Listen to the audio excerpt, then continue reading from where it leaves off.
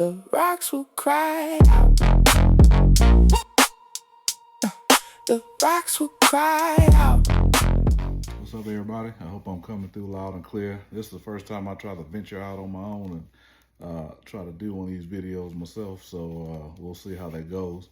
But anyway, I was been thinking on something that actually for a long time, and this is something that impacted me personally. You know, a lot of things I talk about, you know, are things that have impacted me personally that I've become passionate about, that I always want to share ideas and just talk through it with friends and family, you know, making sure other people that are going through certain things, you know, just feel that outlet to hear other information or have a open a doorway to talk.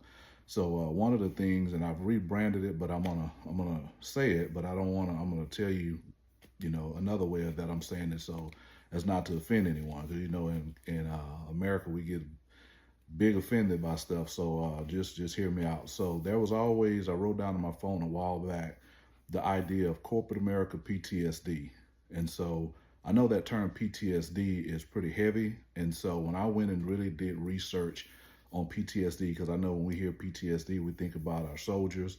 And, you know, my wife is a disabled Army veteran. So, you know, that's close to my heart, and I understand what it means for anything dealing with soldiers and anything dealing with people who have served in our military.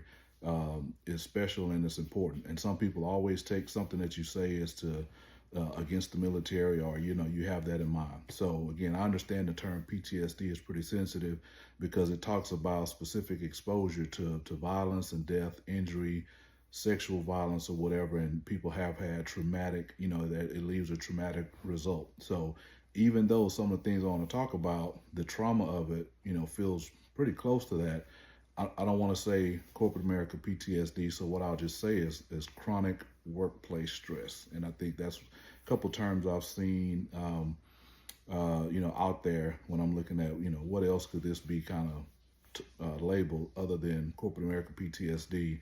And so chronic workplace stress. And I think that one was the one that fits the most. So the reason why this is important to me is because I remember very vividly going through a situation at a previous job where, you know, I put in almost 20 years. The job was beginning to feel real heavy, where, you know, a lot of layoffs and a lot of changes and all type of things, and the burden began to weigh heavy on me, where, you know, there was a team of people taking care of things, and there's a team of people working with you, to where you have heavy income coming in from clients and coming in from internal, from leadership, and there's only a few people really kind of doing the work. And I think that may sound familiar to a lot of people out there. So that can begin to really weigh heavy on you, and that's kind of part of one of the things I want to talk about in open discussion with. So for me, I think it started around the idea of this, or the shift in this started around 2008, 2009. That's when there was sort of like that mini recession, depression that came through, hit everybody very hard. A lot of layoffs and everything came around that time. And so where there used to be, say, a team of 5 people, there's only 2 people left. And so the 2 people left were grateful because they didn't lose their job in a time where other people were losing jobs. So they put their head down, began to work much harder, you know, to handle business at the company. But also, you know, there was this idea, or they were made to feel like, be grateful to have your job. So the people that still had jobs were being grateful to have their jobs. They were head down, working hard, making sure the work gets done, and they began doing a lot more of the work, or doing more work than they previously had done. So they were really able to get almost the same work done when it was 5 people, when there's only 2, right? So usually the individuals, where I call it where the rubber meets the road, down at the bottom, are they're very keen on what they're doing. They believe in working hard. They want to put forth their best effort. They're trying to work to either move up or earn more money, or just they have an integrity level that they're just going to work hard to take care of the clients and take care of internal customers, whatever it may be. So people were doing more with less. And I think at some point, corporate America, a light bulb went out and was like, wow, we can actually get the same amount or almost the same amount done with a much fewer amount of people. And so there began, I think, the beginning of people and companies only having lower head count of people to get big jobs done, and sort of keep that carrot dangled over is like, you have to be the person that gets it done. You ought to be grateful for working. If you're not getting it done, somebody else can get the job done, etc. So I think in this whole chronic workplace stress, you see people with a lot of burnout, a lot of emotional exhaustion comes out of that. I can definitely attest to that. 2018 was a tough year. 2020, I would say 15 through 18 for sure. Those 3 years, managing an extreme workload, thousands and thousands of actionable emails, thousands of calls, heavy stress internally for me being in sales, meeting quotas and not being able to question the legitimacy of the quotas, but just having to go run at them and meet them in the absence of a lot of internal support, etc. So a lot of extreme emotional exhaustion definitely is one of the things that can come out of this chronic workplace stress.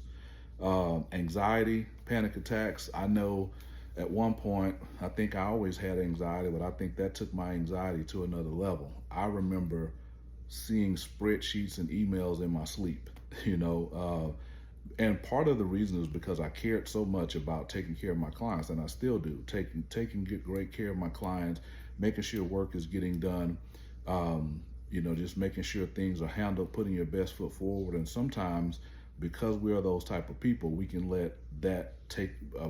allow ourselves to be taken advantage of by companies, where companies are, putting more and more work on us, So I had to develop a mindset of teaching people how to treat you, so that you can draw new boundaries and you can make sure that wherever you work or whatever you're doing, you're putting yourself first and you're taking care of yourself. We'll kind of get into that. But anyway, things that come out of workplace stress, this depression, sadness, people having sleep deprivation, that's also, runs parallel with the anxiety. So we've talked about that in other cases, but I mean, a lot of the reasons why people are struggling with these things is both from their dysfunction of their past, but also some of the stressors that they're allowing themselves to go through right now in their present, And so I know people would always used to like to say when I was growing up, God won't put more on you than you're able to bear. And that's true, but sometimes we'll put way more on ourselves than he will ever put on us, So sometimes you're dragging a lot of extra weight that he never put on you. So you can't expect him to deal with, what he didn't allow to be put on you, or what he didn't put on you, what we're putting on ourselves. And I personally recognize that these emotional and these anxiety and all these type of things, they have a physiological impact on you. So your blood pressure starts to change, because of your eating habits and different things. Your weight can start to change because of your sleep habits and everything. All of a sudden, if there are underlying medical conditions that you may have had, they can definitely accelerate those or bring about things that you probably never were going to have an issue with. So a lot of those things are coming from the extra stress and, just the extra things that you're carrying, just really coming from your workplace. And I'm saying corporate America, that's just the term that I'm using because that's where I've been for the last 28, 29 years. But a lot of this is also teachers in the classroom, your clients being the parents and being your students. So you have that anxiety and the pressure of what's coming from the classroom. I know a lot of my teacher friends over the years have been coming out of their own pocket, for budget constraints and different things that they need. And they're trying to take care of their kids or take care of things they need. Coaches and teachers coming out of their pocket, while at the same time facing a lot of stress and backlash from both teachers and both parents and some of the administrative pressures that come from school. So when I'm talking corporate America, I'm not just talking about the general workforce, white collar workforce. I'm talking about everywhere that someone works, where they're under few people doing the work that many more people should be doing. Right. So you can have physical issues, high blood pressure, heart disease, all those different things coming out of the stressors that are, happening in your life and overwhelming you. So a lot of the things are also where you've done this extra work. So imagine someone has laid off a couple people. You're now doing twice the work or sometimes triple the work, but also there's no additional pay. So companies save several hundreds of thousands of dollars on extra salaries, and didn't even kind of bump the people up who they're asking to do this extra work. So that's also frustrating as well, not to be compensated for the extra work that you're doing. The other thing to watch out for and to not do, because a lot of people do this, and I hear my clients say this all the time: I wear many hats. I'm doing this and I'm doing that, and it's almost a badge of honor to have 7 or 8 projects on your table at one time, or they laid someone off in this department, so now you work your department and their department and all this. And so we're usually great people by nature. We want to work hard. We want to be known for our work. We want to move up, but sometimes we put ourselves in a position to be taken advantage of, and we give our best self to the companies. We give our best self to these areas where we work. And unfortunately, at the end of the day, the honest thing is, if we die tomorrow, they'd have another open requisition for your job within the week or so. So you'd be gone, the company moves on, but who really hurts and who's really impacted is your family, right? So that's when I shifted and started to believe, give your best self to your family. Make sure that you give the best version of you to yourself and your family and your community, because that's where the impact is the most, the true impact. Those are the people who care about you the most. Those are the people who are going to be devastated if you leave. Those are the people that the purpose you have, they can benefit a lot from it by getting out there and working in your purpose and working with them, and also just spending time with them. So I understood that a lot better. I think I always had that in my heart, but I understood that a lot better after 2018 when I walked out in one day of my job for 20 years. A couple people that probably see this on my Facebook were managers of mine, great people, great managers. We've all kind of had these conversations behind the scenes, and we just all kept putting our best foot forward, just trying to take care of things when we saw the interior shrinking, right around us, and we just kept plugging away at it. But I decided when I left, and it was really tough being out of work, I decided when I left to draw new boundaries, and there was a way that I was never going to work again. I'm never going to get up first thing in the morning and just start working and doing emails and doing everything that my job requires, and I don't get up to take a walk. After a couple of hours, I don't take a break. I don't take a lunch. There was a time where people would say lunch is for rich people, and it was like a badge of honor not to get lunch. You just working through lunch. You don't get up and take a walk. And sometimes I would turn on my computer at 7 a.m. and I would look up and it's 4:30 and I hadn't even got up to take a break. I've had to convince myself, I've had to force myself just to get up to take a bathroom break. And I find myself working till 11, 12 at night. And then as soon as I get up in the morning, same thing, again. So really just kind of a crazy cycle of work. And then I ask myself at the end of the day, for what, right? Because if you leave or if something happens to you, probably send your family a wreath or something. Not saying people at your job doesn't care about you, but the overarching thing is you're highly replaceable at your job. You are not highly replaceable in your home. You're not highly replaceable to your family. You're not highly replaceable to your community if you're out and you're a part of your community, to your church, to your youth leagues, whatever it is, right? Your kids. So I started understanding and drawing boundaries that I'm not going to work after X amount of time. I am not taking calls and emails on my vacation if I can help it, unless I have something extremely important that's a direct financial benefit to me in addition to what I normally do. But I won't, be contacted on my vacation. And speaking of vacation, earlier in my career, it was almost frowned upon for a salesperson to take vacation or to take PTO. Now, I'm going to take my PTO. I'm not going to leave it on the table. Some of my clients, some of my coworkers, some of my friends, people I know, they act like it's a crime if they're going to take PTO because something is not going to go right at work. They're going to miss out on something. Someone's not going to do something that they normally do the correct way, and they're worried so much about their job. that their family is sitting there waiting for them just to take some time off to come spend time with them, and they're not doing it. So I highly suggest, like my daughter said recently, Dad, PTO, tell them to prepare the others because you're not going to be there. And I highly agree with her. So you got to make people prepare the others. You earn X number of days to be off per year. I remember someone very wise that worked in my previous job that really helped change my mindset. Ann Chow. Ann Chow once said, "Don't miss the no do-over moments." So I stopped missing the no do-over moments with my kids and with my family, no matter what time it was, because I can always give the time back, and just making sure I'm giving the job what I owe it, but not way more than what I owe it, because it's unnecessary. So I don't want people to misunderstand this, that you just BS on your job, or you just don't give your job your best or what it deserves, because the Word of God says, do work as unto God, or serve as unto God, right? So I handle my job with integrity.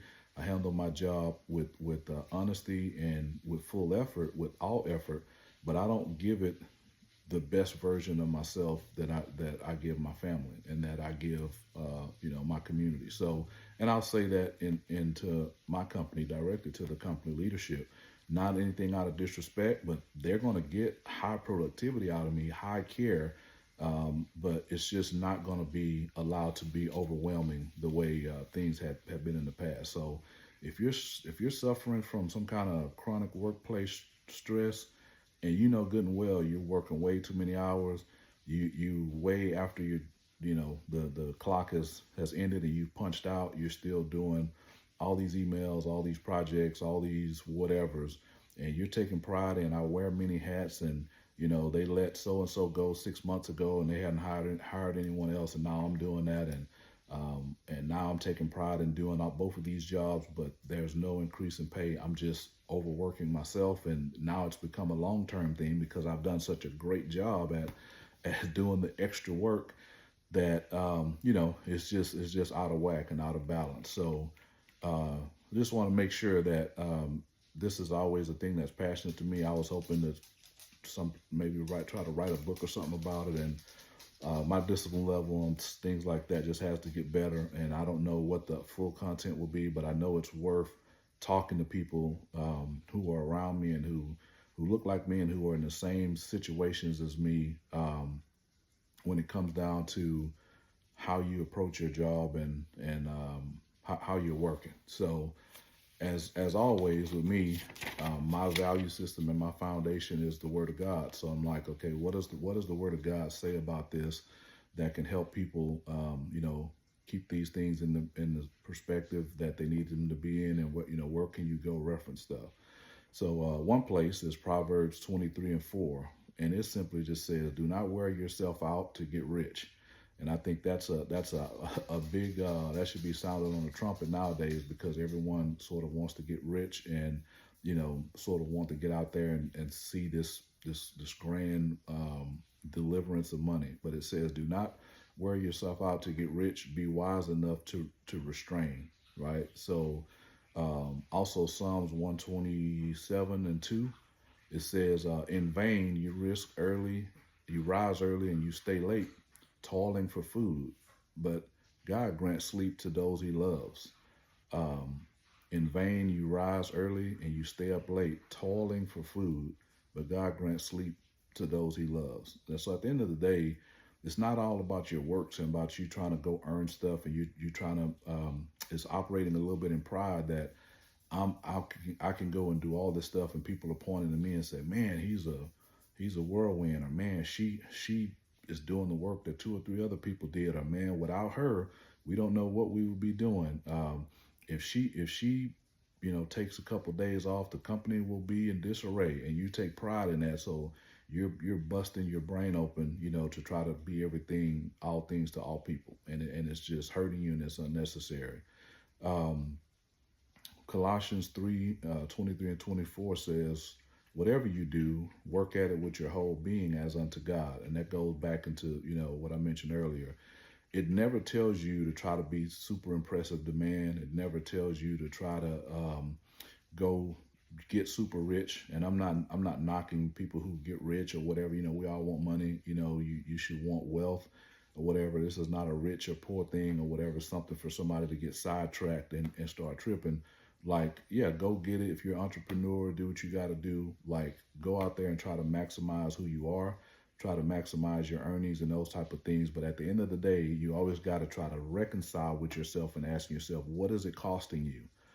What is it costing me to get this? And if there's too much compromise, if you start worshiping the position, if you start worshiping the money that you're after, if you start finding yourself in a situation where it's idolatry around your job or your money or the things you're pursuing, and it takes away from the real things that you should be investing in, like your family, yourself, your health, your community, etc., then you just have to, you know, have a conversation with yourself about that balance. So by all means, hope you're a super millionaire, especially if you can become a millionaire operating in your purpose.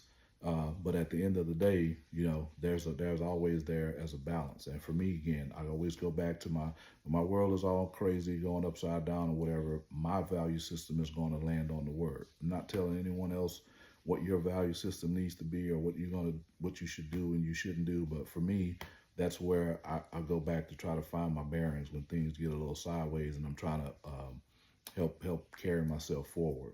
One last one. These are just there's a ton, but Luke 5:16, and it just shows that example where Jesus frequently withdrew, like he withdrew to the wilderness to pray.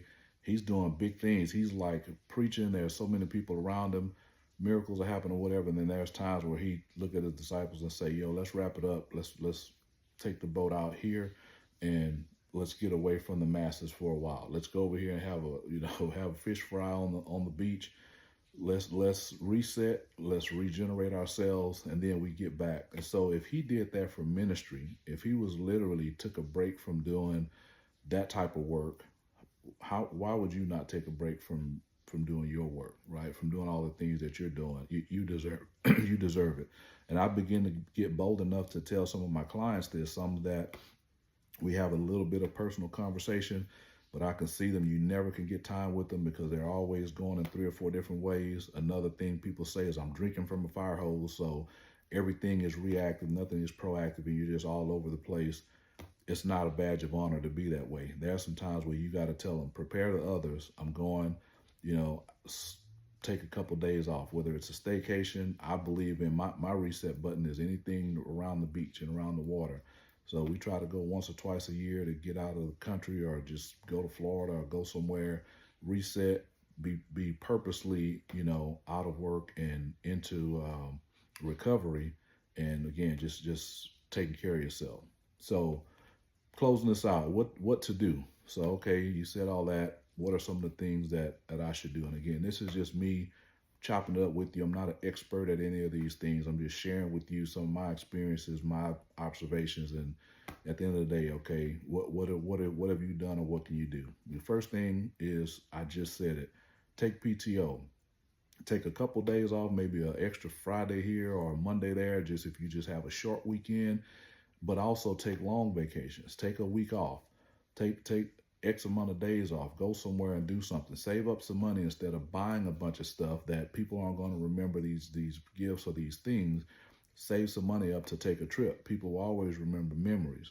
A lot of people that know me and my family well know we don't really do Christmas in the traditional sense where we buy a bunch of presents and stuff for Christmas. We don't really do that. We have had years where we bought gifts or whatever, but our preference or my preference for my family is not to buy gifts, and it's to go somewhere, do something together for Christmas. So like this past Christmas, we went to Jamaica. We've done a cruise. We've gone to Mexico. We've gone to Jamaica again. Like if we can all be together, and that we won't be able to do that for long, but when we could, how much memories would that be? And think about the things that we can go back and think on where we wouldn't go back and remember what somebody bought someone else 2 years ago, right? But we can go back and revisit the pictures and the memories. As a matter of fact, one year we couldn't travel or we didn't travel, but instead of traveling, we put up on the television and put all the pictures and the videos from our past trips, and we spent several hours laughing and talking and going through that, and it was like we took a trip together. So take PTO. Tell them to prepare to others. Draw those boundaries that I mentioned. Okay, what time are you going to start working? What time are you going to get off? There's going to be some times where you got to work a little longer, a little extra, whatever. But every day you shouldn't be 3 or 4 hours beyond what your normal time to work. So draw the boundaries. How am I going to work? What am I going to do?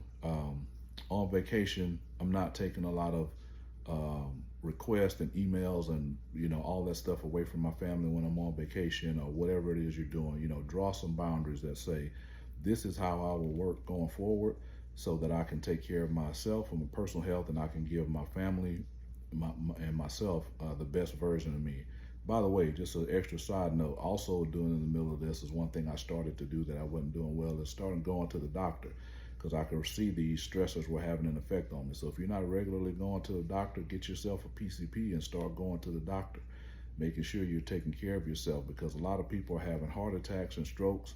And sometimes it's not about what you're eating and it's about what you're doing. It's because you're under an immense amount of stress, and the stress is wearing on your body. The stress is hurting you more than, stuff that you're putting in your body. So draw those boundaries.